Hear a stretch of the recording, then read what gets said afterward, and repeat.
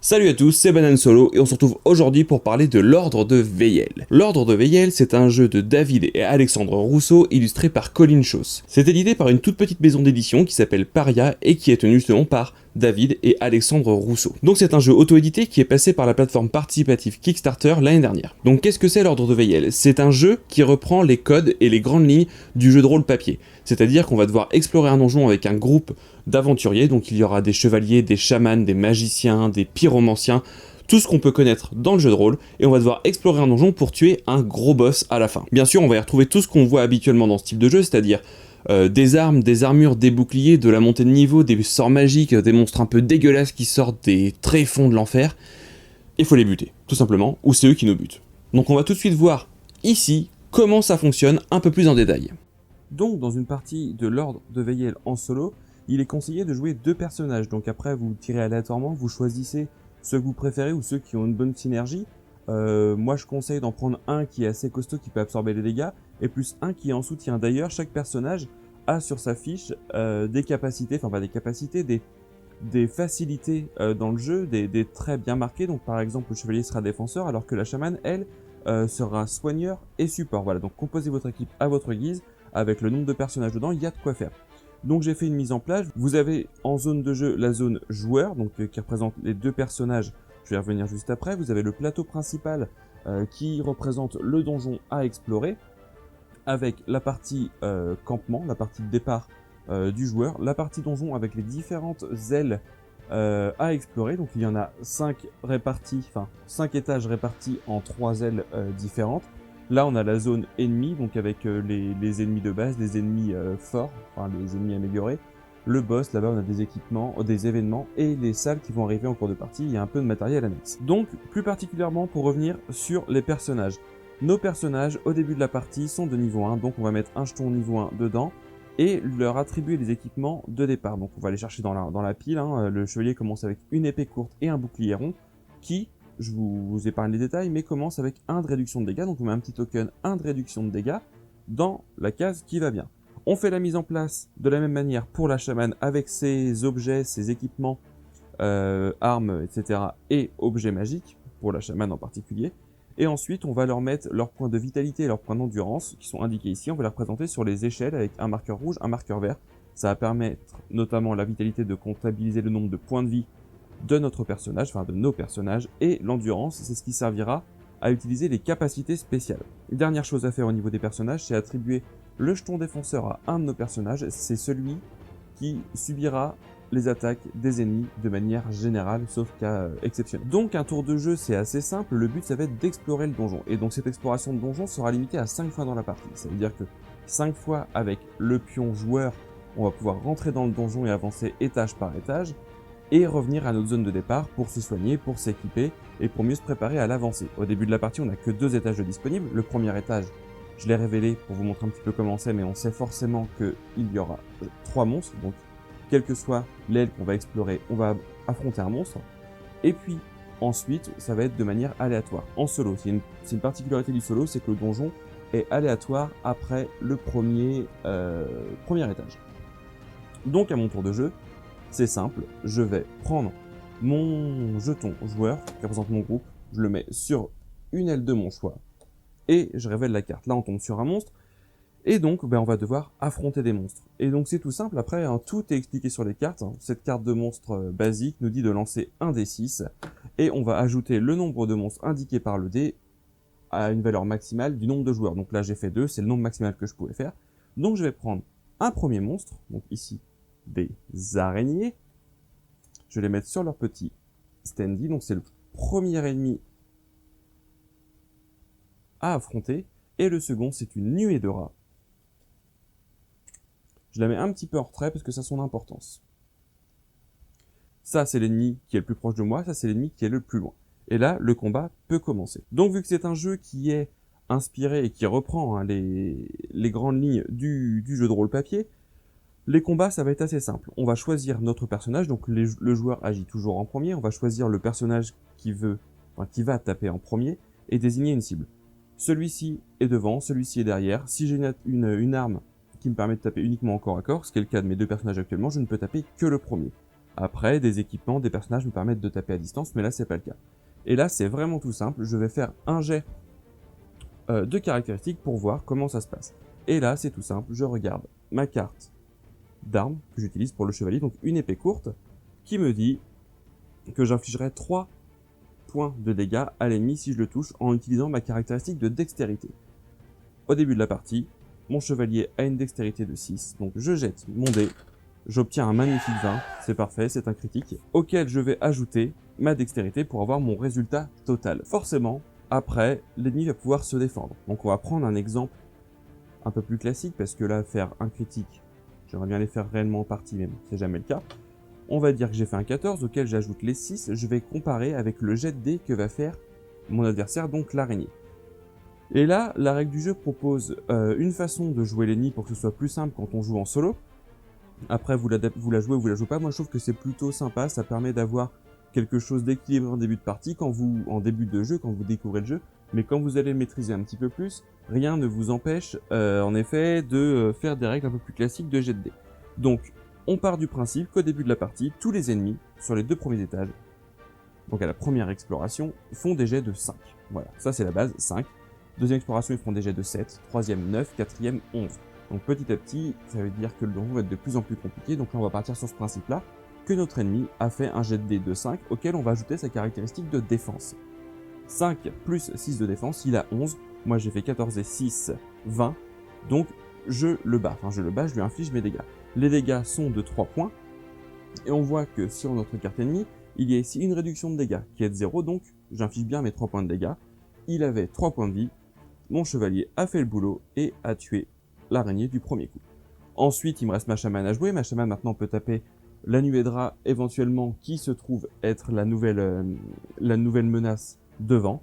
Même chose, on va utiliser sa dague de rituel osseuse pour aller taper la Nuedra. Donc le combat va se dérouler comme ça jusqu'à temps qu'on fuit le combat, donc il y a une possibilité de fuir le combat, que tous les ennemis sont morts ou que tous mes personnages sont morts et là la partie est terminée. Et donc comme je me suis battu vaillamment et que j'ai battu des monstres, je vais récupérer des trésors, des loots. Donc chaque ennemi de base, donc c'est le cas ici vaincu, va me rapporter 2 cristaux. Donc je les mets dans une réserve commune, donc là j'en gagne 4, et ces cristaux vont me servir de temps en temps à réaliser certains événements qui vont être amenés à être révélés dans le donjon, ou alors quand je vais retourner à ma zone de repos, je vais pouvoir acheter des équipements chez le forgeron, chez l'alchimiste, ou alors tout simplement monter de niveau. Deuxième chose à faire, c'est de voir le loot, donc les équipements qu'on trouve dans la salle qu'on vient d'explorer. Pour ça, on jette 2 dés par joueur participant au combat, donc ici je jette 4 dés, et tous les chiffres pairs, donc là j'en fais qu'un, me permet de piocher une carte chez le forgeron, c'est de l'équipement que je trouve. Et donc là je trouve un talisman de débutant.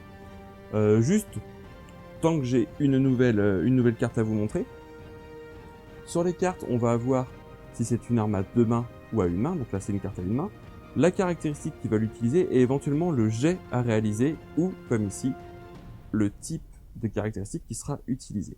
Et là, bon, c'est l'effet, ça c'est le prix d'achat si on doit l'acheter, bref. Et ça c'est le prérequis pour l'avoir, donc c'est-à-dire pour m'équiper du talisman de débutant, il me faudra 8 en foi, 5 en intelligence. Je l'ai sur aucun de mes 2 personnages, donc ça je peux le mettre de côté pour l'instant dans un sac sans fond. C'est ma réserve d'équipement que je vais récupérer durant la partie, que je vais pouvoir vendre éventuellement à un moment, ou équiper plus tard quand j'aurai les prérequis. Donc une fois que j'ai réalisé ce qui était indiqué sur la carte que j'ai tirée, je vais pouvoir avancer dans le donjon ou alors me retirer. Si j'avance dans le donjon, je continue sur cette aile-là, ou alors je peux aller en diagonale, mais dans ce cas-là, un événement sera pioché dans la pioche du maître du donjon. Donc j'avance, et je réalise ce qui se passe, donc ça le piéger. Donc je vais pas vous détailler les cartes, d'une parce que ça va faire une vidéo beaucoup trop longue, et de deux, ça va être sympa aussi pour vous de découvrir les différents événements que vous pouvez avoir. Donc je vous le fais succinctement, vous allez avoir des salles piégées, vous allez avoir des coffres à ouvrir, vous allez avoir des événements particuliers avec des salles spéciales, vous allez avoir des salles où il se passe absolument rien, vous allez avoir des monstres puissants qui peuvent arriver, donc qui sont des monstres un peu classiques mais puissants. Voilà, c'est quand même plutôt bien foutu au niveau du wording, les mots sont bien utilisés pour ce qu'ils sont. Et puis voilà, donc quand j'ai exploré toutes les ailes disponibles du donjon où que je le souhaite, je retourne à ma zone de repos, et à ma zone de repos, je peux faire plein de choses. Cette zone de repos me permet, entre autres choses, de me soigner. Donc si j'ai perdu de la vitalité ou de l'endurance lors de mon exploration, je remets tout au niveau maximum du joueur, donc par exemple le chevalier, je remonterai à 6 et à 6. Seconde chose que je peux faire, c'est éventuellement acheter des équipements chez le forgeron. Donc il y a toujours les 5 premières cartes en fait de disponibles à l'achat. Donc on crée une rivière avec les 5 équipements qu'on va piocher et on va pouvoir les acheter en dépensant le nombre de pièces, enfin de cristaux qui est indiqué ici, et après je les mets dans mon sac sans fond ou je m'en équipe si j'ai les compétences pour. Chaque personnage peut avoir 2 équipements à une main, donc une arme et un bouclier ou 2 armes, ou une arme à 2 mains. Chacun peut avoir une rune, une armure et 2 objets. Bon, ça c'est un détail, c'est assez classique dans les jeux de rôle. Et chose suivante que je peux faire, c'est aller chez l'alchimiste. Donc la pile de l'alchimiste est toujours visible, on peut fouiller dedans, en gros c'est une échoppe et on peut acheter des équipements qui la plupart du temps sont à usage unique, donc qui nous permettent de soigner, de faire des dégâts directs, des choses comme ça. Et la chose la plus importante que je peux faire dans ma zone de repos, c'est faire évoluer mes personnages. Pour l'instant, mes personnages sont de niveau 1. Je peux les faire monter de niveau, ce qui va me permettre de augmenter leurs caractéristiques et de débloquer des capacités. Pour monter d'un niveau, c'est simple, je dois payer le coût actuel de mon niveau. Par exemple, mon chevalier de niveau 1, je paye 1 et je le passe immédiatement au niveau 2. Et à chaque montée de niveau, je peux améliorer une de ses compétences. Donc pour ça, c'est très simple, je vais placer un petit jeton 1 dans la montée de niveau. Donc on va faire un exemple concret. Admettons que j'avais acheté ce fauchon qui me demandait 7 de dextérité alors que je n'ai que 6 et 5 en force que j'ai. Je vais monter ma dextérité. Maintenant je suis à 7, je peux donc m'équiper de cette arme-là. J'ai les prérequis, ce qui permet d'améliorer mon personnage. Au niveau 2, il ne se passe rien, mais au niveau 3 et au niveau 5, je vais débloquer des capacités pour mes 2 personnages. Et ces capacités pourront être utilisées. Donc les capacités, c'est vraiment ce qui donne du caractère au personnage et qui oriente un petit peu sa façon de jouer. Donc on essaiera de ne pas stagner au niveau 2, au niveau 4 qui n'apporte rien, on essaiera de passer au 3 ou au 5 très rapidement pour bénéficier des capacités et les utiliser au mieux pour pouvoir créer des synergies entre nos personnages. Je vais frapper, je vais soigner, etc. etc. Une fois qu'on a fait tout ce qu'on avait à faire dans la zone de repos, on va remettre un petit peu à niveau le plateau de jeu. Et ça, c'est le maître du donjon qui va le faire. Donc comme il n'y a pas de maître du donjon qu'on joue en solo, il y a une simulation qui est très simple, c'est toutes les salles révélées sont prises. On en prend 2 autres au hasard qui n'ont pas été révélées à ce tour-là. On mélange, tout simplement. Et on redispose. Donc ça simule un petit peu le fait que la première fois on explore le donjon, on s'en est sorti. Le maître du donjon, lui, va compliquer la chose en modifiant qui et quoi et où et dans quelle salle pour créer un petit peu de surprise. Et ensuite, on va mettre les 3 cartes suivantes pour le niveau supérieur, ce qui permet cette fois d'explorer un peu plus en avant le donjon. Le but du jeu, je ne l'ai pas précisé, c'est de vaincre le boss final qui est ici l'âme du chasseur calciné. Donc c'est un grand méchant qui lui a 100 points de vie, donc ce niveau de points de vie est minoré quand on joue avec 2 personnages, hein. Mais bon, il a beaucoup de points de vie. Le but du jeu, c'est d'explorer les 5 étages du donjon, et avant la fin du 5e tour, le tuer. Si on revient au donjon avant la fin du 5e tour sans l'avoir tué, la partie est perdue. Donc comme pour les différentes salles, je ne vais pas vous expliquer le boss pour que vous le découvriez un petit peu par vous-même, mais chaque boss a son nombre de points de vie précis, sa valeur d'attaque, de défense, de réduction de dégâts, et surtout ils ont 3, 4, 5 pouvoirs spéciaux qui vont s'appliquer durant le combat, et qui font que c'est quand même des monstres très très durs à tomber, et c'est ce qui fait la difficulté du jeu. Donc voilà, vous avez vu grossièrement comment fonctionne l'ordre de Veyel en solo. En multijoueur, il y aura peu de changements, même s'il y a un petit changement qui est quand même énorme en termes de sensation de jeu. Quand on joue en solo, l'ennemi, le maître du donjon, est simulé par les cartes, par les tirages des dés, etc. Quand on joue à plusieurs, il y a donc quelqu'un qui va prendre le rôle de maître du donjon, qui va essayer d'embêter et d'entraver les plans de nos aventuriers. Donc il va gérer les boss, il va gérer les monstres, il va gérer les salles. Donc voilà, tout ça va être géré par un joueur qui va avoir un rôle très particulier dans le jeu. Donc ça apporte quelques ajustements par rapport aux règles que vous venez de voir en solo, mais rien de fondamental, c'est plus sur le ressenti du jeu que se fera la différence. Ceci étant dit, comment que c'est-il donc l'ordre de Veyel? Donc pour paraphraser quelqu'un dans les commentaires de la dernière vidéo, c'est cool, c'est très cool, c'est super cool. Ouais, c'est un tic de langage que j'ai, apparemment je dis cool très très souvent, je vais essayer de me calmer. Mais oui, l'ordre de Veyel, c'est vraiment très très cool. Alors pourquoi c'est cool? Déjà, on a la promesse d'un jeu de plateau qui simule du jeu de rôle en 1h30 et 2 heures de temps, et c'est clairement tenu. En solo, une partie se jouera entre 1h15, 1h30, 2 heures grand max si on va jusqu'au bout, et beaucoup moins longtemps si on se fait démonter très vite. C'était le cas de mes premières parties.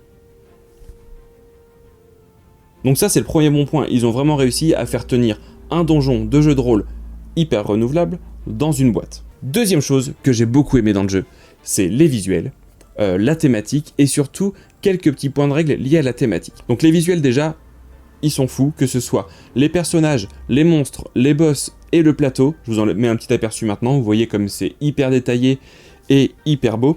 Vous pouvez voir qu'il y a, voilà, il y a plein de détails, c'est fou.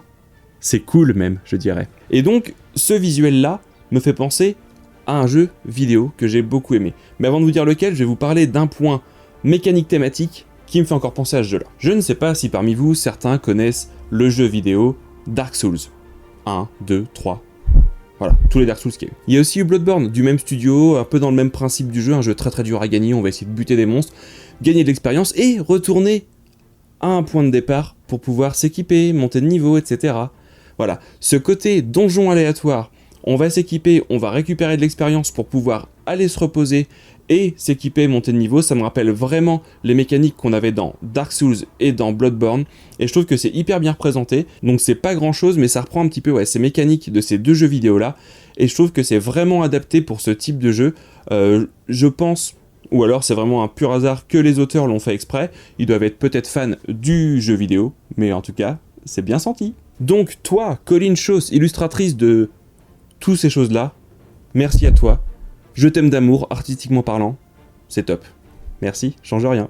Troisième chose qui est vraiment sympa dans le jeu, c'est les mécaniques. On a vu d'autres jeux adaptés du jeu de rôle en jeu de plateau avec plus ou moins de réussite, mais c'était des fois très réussi en effet, mais c'était régulier qu'on doive se référer toutes les 5 minutes au livre de règles parce que telle capacité réagit comme ça en fonction de la défense de l'adversaire, etc., etc. Là on a quelque chose de simple, vraiment à cheval entre l'initiation au jeu de rôle et le gros jeu de plateau d'exploration. Ils ont réussi à condenser tout ça, à mélanger tout ça dans un jeu d'1h30, dans une boîte relativement grosse mais quand même avec du matériel assez simple, sans avoir à se référer tout le temps au livre de règles. Une fois qu'on a compris le système de combat ou de tests en général, que ce soit des tests pour de la magie, pour de la défense, pour de l'attaque ou pour des réalisations d'actions ponctuelles dans le jeu, on est sur un système de jet de dés addition de la compétence de base, on compare au résultat adverse et boum, c'est fini. C'est pas un jeu qui va empiler les exceptions de règles pour faire une règle. Là, il y a une règle de base, 2-3 exceptions par-ci par-là, mais elles sont vraiment hyper rares, donc c'est d'une fluidité sans faille. Et quatrième chose que j'ai vraiment apprécié dans le jeu, c'est la rejouabilité. Donc rejouabilité aussi bien au niveau des monstres qu'on va rencontrer, parce qu'on a un petit tas d'une vingtaine, une trentaine de monstres différents, mais qui vont apparaître aléatoirement. Les monstres puissants, pareil, qui vont apparaître de façon aléatoire, et il se peut qu'il y ait des parties où on les rencontre que très peu, voire pas du tout. Et aussi on a 4 boss différents dans la boîte de base, qui ont vraiment des niveaux de difficulté croissants, et surtout des façons d'être joués et d'être affrontés différentes. Ajoutez à ça la variabilité de positions des salles dans le jeu, la façon de les explorer, de les enchaîner, ça modifie vraiment la façon de faire. On peut très bien explorer une aile sans rencontrer de monstres, donc c'est cool, on perd pas de points de vie, on va pas être embêté, par contre on va pas prendre d'expérience, donc chaque partie va être différente, il va falloir s'adapter avec le peu d'expérience que je vais accumuler, ou alors avec le beaucoup de combats que je vais accumuler, donc ça aussi, ça permet d'avoir une expérience différente à chaque fois, et ça simule bien le donjon aléatoire qui va être fait à chaque exploration. Et enfin, on va s'arrêter sur la rejouabilité liée aux héros. Dans la boîte de base, vous avez 13 héros différents. Donc toujours avec les grandes classes qu'on connaît dans les jeux de rôle, magiciens, etc. Mais là, 13 héros, c'est énorme. Parce que quand on joue en solo, ou même quand on joue à plusieurs, on va en jouer un par personne, ou deux quand on joue en solo, ce qui fait qu'on va avoir des combinaisons différentes à chaque fois. On peut se permettre de tester des choses un petit peu exotiques, sans avoir de gros frappeurs par exemple. Voilà, on peut tester beaucoup de configurations différentes, et là encore, la personnalisation de ces compositions dans le jeu va être renouvelée à chaque fois en fonction des équipements et des objets que je vais pouvoir acheter chez le forgeron et chez l'alchimiste. Je viens sur un petit point négatif qu'on peut reprocher au jeu, c'est que j'avance dans le donjon, je révèle la salle, et je combats. On se dit c'est un petit peu monotone, mais non justement, avec tout ce que je viens de vous dire, l'apparition aléatoire des salles, l'apparition aléatoire des monstres, et surtout la personnalisation de nos différents personnages et les combinaisons que je vais pouvoir faire, va apporter une expérience de jeu différente à chaque partie. Donc voilà, j'ai soulevé un premier point négatif du jeu, il y en a un ou deux autres. Donc attention, moment méchant, je dénonce. 2 points négatifs supplémentaires.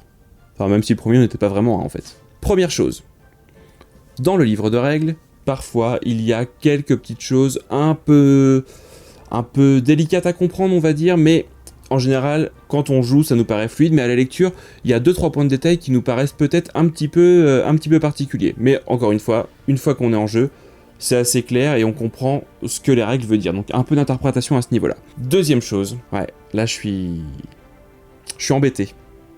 Je vais vous montrer quelque chose. Je vais vous montrer ça. C'est le dos de la boîte. Alors autant la boîte avec son côté gros grimoire à mettre sur une étagère, c'est top. C'est joli, ça met une ambiance et surtout ils ont prévu d'en faire 2 autres supplémentaires, ça ferait une belle collection de bouquins. Que le dos de la boîte, je le trouve un peu mal foutu. Alors c'est un détail, mais je vous le dis quand même, c'est un jeu qui en boutique doit être très difficile à vendre parce que derrière la boîte, il n'y a pas de matos ou très peu de matos qui apparaît et c'est compliqué à expliquer. Mais hey, attendez, ils sont malins les petits gars de chez Paria. En fait, le jeu est pas dispo en boutique, il est uniquement dispo sur leur site. Donc cet argument-là, ça dégage. Les gars, la boîte, ça aurait pu être un peu mieux. Colin, t'as un petit peu merdé sur le dos de la boîte, mais vu le travail que t'as fait autour, allez, on oublie, c'est fini. Donc vous l'aurez compris, j'ai adoré l'ordre de Veyel. En solo, ça tourne super bien avec la simulation du maître du donjon, et bien sûr en multi, ça sera encore plus fun avec un maître du donjon qui va un petit peu jouer le rôle et mettre l'ambiance autour de la table, mais ne passez pas à côté, c'est un très bon jeu solo, ne vous inquiétez pas, vous pouvez y aller. Surtout que je tiens à repréciser, c'est un jeu qui est fait par David et Alexandre Rousseau, 2 frangins, avec Colin Chos aux illustrations, et ils se sont auto-édités, par un financement participatif certes, mais auto-édités, et ils font tout eux-mêmes. Les illustrations, le design, les règles forcément, ils assurent la distribution, voilà. Donc je trouve que pour un petit projet qui est devenu assez gros, hein, aussi bien en termes de réussite commerciale via Kickstarter, et maintenant avec la vente des boîtes, je trouve que c'est une vraie réussite, c'est le genre de projet qu'on devrait soutenir plus souvent, et c'est encore un travail exceptionnel qui a été fait sur l'ensemble du jeu. Donc comme d'habitude, n'hésitez pas à réagir en commentaire si vous avez la moindre question sur le jeu, je suis prêt à y répondre volontiers, surtout que voilà, j'ai plein de choses à dire sur le jeu. Je pourrais faire une vidéo de 6 heures, je pense, mais je vais pas le faire. Donc n'hésitez pas. Comme d'habitude, on s'abonne par là pour avoir les prochaines vidéos de la chaîne. En attendant, amusez-vous bien, jouez, enfermez, mais jouez quand même. Salut!